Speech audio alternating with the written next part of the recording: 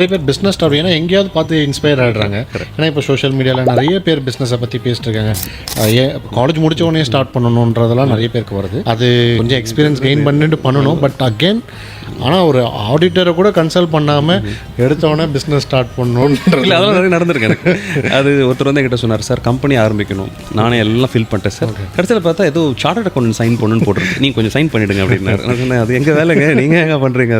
அது எதுனாக்க இன்னைக்கு யூடியூப் அந்த மாதிரி ஆன்லைன் வந்து எல்லாமே ரொம்ப ஈஸி டூல்ஸ் வந்துடுச்சு. பீப்புள் அது செல்ஃப் லேர்னிங்காக போய் பார்த்துட்டு அவங்க நான் தான் சொல்லுவேன், யார் யார் வேலையை யார் யார் செய்யணும்னு சொல்லிட்டு தட் இஸ் நீதி. உங்கள் பிஸ்னஸில் நீங்கள் தெரிஞ்சுக்கோங்க. நீங்கள் உட்காந்து நான் தான் இது பண்ணுவேன் அப்படிங்கிற அடம் பிடிக்காதீங்க. ஏன்னா உங்களோட டைம் இஸ் வெரி இம்பார்ட்டன்ட். அதை ப்ரொடக்டிவாக யூஸ் பண்ணுங்க. உங்கள் பிஸ்னஸில் உங்கள் டைம் எங்கே இன்வெஸ்ட் பண்ணால் நீங்கள் வந்து நிறைய பணம் சம்பாதிக்கலாம், நிறைய கிளைண்ட் சம்பாதிக்கலாம், கஸ்டமர் சம்பாதிக்கலாம், அங்கே ஃபோக்கஸ் பண்ணுங்கள்.